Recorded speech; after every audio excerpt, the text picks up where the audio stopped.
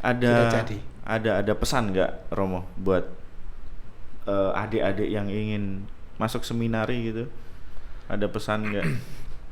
Ya, memang sih kalau lihat dunia sekarang kan ya mungkin orang sekarang lebih terbuka, Betul. anak-anak lebih terbuka. Pertama-tama saya kira juga peranan dari keluarga. Mm-mm. Nah, untuk bagaimana mendidik dan ya memberi pemahaman kepada anak-anak yang tentunya yang ingin jadi role model atau mulai kelihatan dari kecil dia punya kehidupan rohani baik, Mm-mm. rajin menggereja, rajin berdoa. Kalau memang mau diarahkan ke calon imam, calon romo, ya peran pertama-tama itu orang tua, Keluarga ya, berarti ya. keluarga, Betul ya. betul. Mereka harus punya peran karena kalau dari masih kecil ya. Mm-mm. Kalau yang sudah besar tentunya lalu memang mungkin sudah terbuka cara berpikirnya dan Mm-mm. eh, memang juga harus banyak contoh keteladanan yang harus Berikan. ditunjukkan kepada mereka itu kan. Jadi memang juga kalau lihat promosi di sini mungkin sementara kurang ya promosi. Mm-mm. Yang juga anak-anak muda kita yang ya banyak yang ya sudah mungkin bukan tidak punya keinginan tapi ya lebih punya keinginan yang lain. Tapi ya kita berharap kayak karya roh itu akan lebih Betul. kita harapkan itu berkarya di kalangan anak muda sehingga juga kalau ada yang terpanggil ya syukur kepada Allah dan panggilan itu tidak bisa dipaksakan. Betul. Tidak bisa dipaksakan. Itu bertumbuh berkembang, tentu ada bimbingan tuntunan dan yang diharapkan tentu di bawah bimbingan Tuhan dia akan terpanggil. Oke. Ya. Ada ya, adik kelas kita ya. Oh, bukan adik, satu angkatan ya. Tadi menyatakan ingin jadi Romo. Itu kelas 10 Pak. Kelas 10, adik Sopo, kelas Romo. siapa namanya? Namanya Alwi. Alwi ya, mungkin itu Orang mana? Sumba. Nah, Sumba. mungkin Ya, Sumba tadi masih banyak. tadi Romo jadi ada Alwi namanya, terus dia menceritakan kami membuat game, itu ada game Squid Game namanya. Itu ada kotak, ada segitiga sama lingkaran.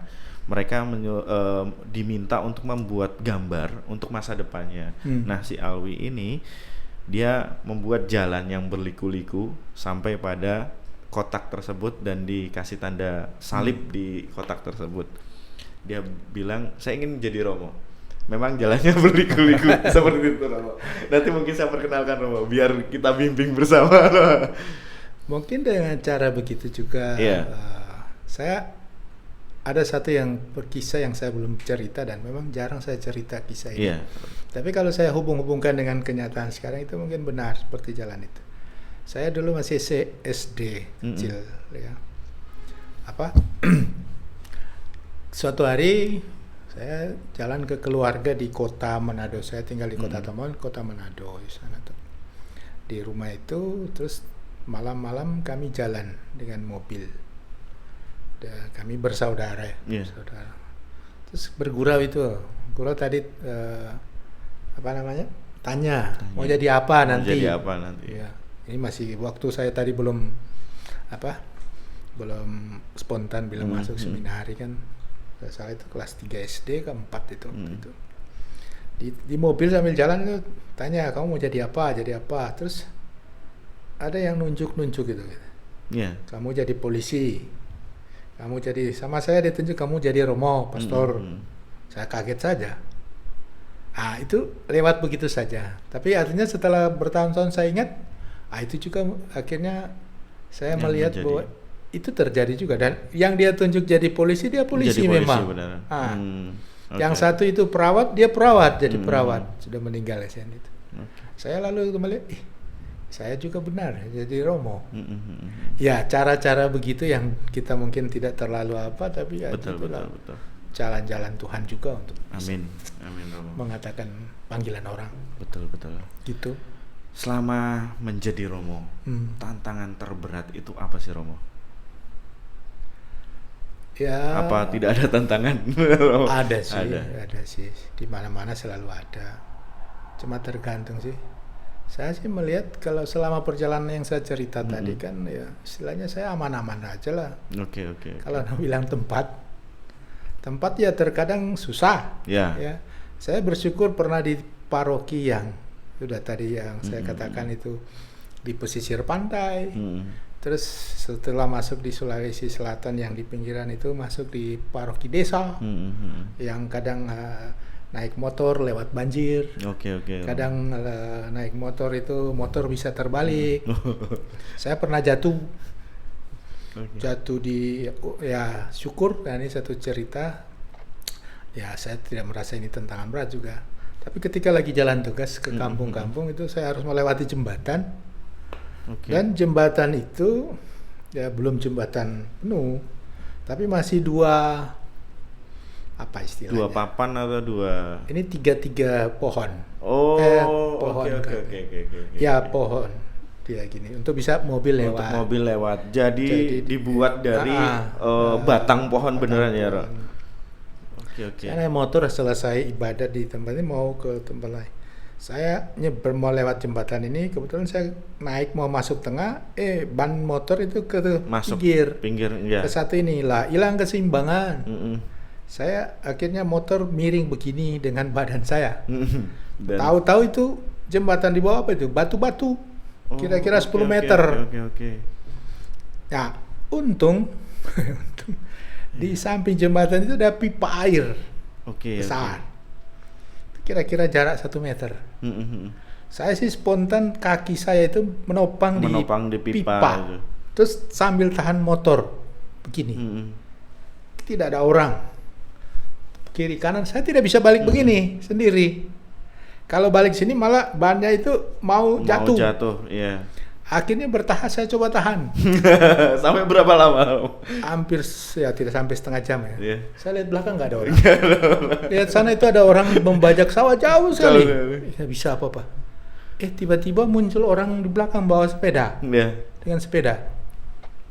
Bilang, Pak, minta tolong Pak, saya tidak bisa. Ya, saya tidak tahu itu apakah. Entah itu malaikat. Malaikat. Dia tolong saya, baru saya lihat itu di bawah jembatan itu air memang, tapi batu-batu. Batu-batunya banyak. Kalau saya jatuh situ habis. Habis. Itu yang saya tidak bisa lupa. Untuk dia tolong lalu bawa jembatan kira-kira 10 meter, masih ada dia bawa ke sana, istirahat sejenak, lalu kakiku masih jalan terus. Sampai satu stasiun saya masih ibadah, tapi ini kaki sudah engkel. Itu yang saya tidak lupa, kalau memang saya salah itu habis saya di bawah. Nggak ada, nggak kenal, nggak muncul di sini. Nggak ada yang muncul di sini. Tidak sampai sini. Gitu. Ya itulah tantangan Medan, tapi untuk saya sih nggak seberapa dalam arti ya. Saya belum merasa medannya belum berat dalam pengertian ya. Saya merasa syukur juga karena pernah di paroki desa, terus paroki yang di pantai, di kepulauan, pulau-pulau, harus nyebrang dengan kapal gitu, speedboat. Wah itu juga ya bukan menakutkan. Itu kalau pasang berarti kan tidak bisa, saya pernah ke Pulau K itu, Romo. Saya pernah ke Pulau K itu, di situ ya kalau pasang ya sudah. Nggak bisa. Nggak ada yang berani melaut ya, Romo. Tapi ya kita kan awal-awalnya kelihatan terang. Iya betul. Tapi udah jalan, ketemu awan, di tengah hujan lagi nih. Betul. Udah berapa kali sudah pasrah memang. Kami kalau naik speed itu. Kalau mau tahu itu ombaknya itu kan di setiap kapal itu ada lampu ya di atas, Romo itu ya. Nah itu sampai lampunya tidak terlihat, itu besar ombaknya. Kami naik biasa speed yang besar sih. Iya betul. Itu Medan yang pulau-pulau saya di sana ya syukurlah aman-aman lah, bisa lewati. Betul. Kemudian pindah ke misal tadi saya bilang di Sulawesi Selatan, di daerah Salamba ya paroki desa lah kita. Pakai motor, kadang melewati banjir, kadang jalan kaki. Jalan kaki. Tapi ya saya bisa lalui. Untuk saya sih Medan sih belum, mungkin tempat lain lebih berat mungkin. Tapi yang saya alami sih belum jadi tantangan ya. Apa yang paling menguatkan Romo sih dalam panggilan? Kalau menguatkan saya itu ya kepasrahan lah gitu kan. Pasrah dalam arti ya saya jalankan tugas ini, tugas yang mulia itu tengah ini. Ya penuh kepasrahan dalam pengertian ya tentu dalam doa, semoga saya selamat, saya ya bukan soal keberhasilan yang saya cari, tapi kesetiaan menjalankan gitu. Jalan tugas itu. Sehingga ya saya ya mungkin orang bilang atau orang lihat itu enjoy dalam arti ya saya kemana-mana ya sudah nikmati aja. Nikmati saja ya. Pergi ke kampung, pergi ke tidak ada beban sama sekali. Tidak ada beban. Itu yang mungkin saya merasa apa ya, kalau menjalankan sesuatu dengan sungguh-sungguh dalam artian apa, tidak ada beban, beban. Jauh atau dekat, ya kalau memang mau menjalankan tugas pergi itu tidak merasa bahwa oh iya, jadi pun enggak. Jalankan saja, selesai. Gimana ya? Saya bukan melihat soal hasilnya. Bahwa saya sering mengatakan juga ya, mungkin saya punya cara tersendiri ya. Tapi yang menilai keberhasilan saya bukan saya, mungkin juga bukan orang lain ya. Kadang sudah selesai dari situ ya mungkin baru orang merasa oh begini. Ya syukur kepada Allah. Karena ya prinsip saya seperti ada moto tabisan saya itu kan di moto tabisan, tiap romo punya moto tabisan ya. Kalau saya pakai Injil Yohanes 3 ayat 30. Bunyinya, dia harus makin besar, aku harus makin kecil. Lihat semakin besar. Dia semakin besar. Dia harus makin besar, aku semakin kecil. Maksudnya gimana itu, Romo? Ya, itu kalau konteks Injil Yohanes itu kan ketika Yesus sedang bicara dengan apa itu? Yang mau mengatakan ya kalau mau menerapkan dengan seorang yang mengambil moto itu ya pelayanan saya itu bukan membesarkan nama saya. Sebenarnya kan harus begitu ya. Sehingga spirit pelayanan saya itu bukan untuk saya, untuk kebesaran untuk namanya. Nah, dia harus makin besar, bukan saya yang makin besar. Bangga betul, hebat betul. Kan gitu. Saya bisa buat banyak hal, bisa buat sesuatu, tapi dari dalam semangat saya bukan mencari nama saya, kan gitu, mencari nama saya. Tapi memang itulah harus juga melandasi gitu. Sehingga ya mungkin itu lalu saya kemana-mana ya saya enjoy saja, buat sesuatu yang baik, laksanakan semua dengan baik. Ya. Prinsipnya supaya dia semakin dimuliakan, banyak orang semakin memuliakan dia lewat karya saya, pelayanan saya, kan begitu. Romo kan sudah pindah di berbagai tempat ini. Ada pendekatan khusus nggak di daerah tertentu misalnya terhadap umat gitu?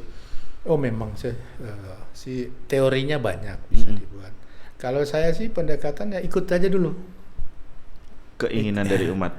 Keinginan umat dalam arti ya mencari tahu sesuatu, masuk dalam lingkungan mereka. Ya, siap. Mencari tahu oh ini gini. Tapi bukan berarti lalu kita terbawa. Yang penting ada pemahaman gini. Oh budaya ini harus begini.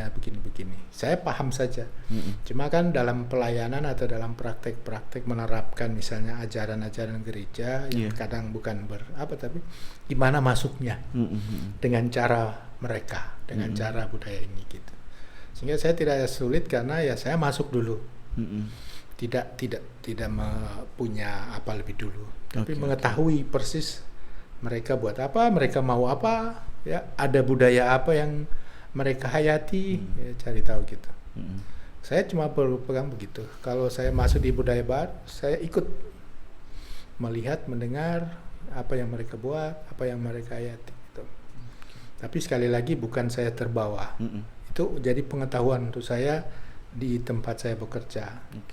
Sehingga dalam penerapan karya pelayanan ya bisa masuk lewat itu dengan cara-cara yang tentu kita paham supaya mereka misalnya semakin beriman, semakin baik, rajin berdoa, rajin ke gereja. Betul. Gitu.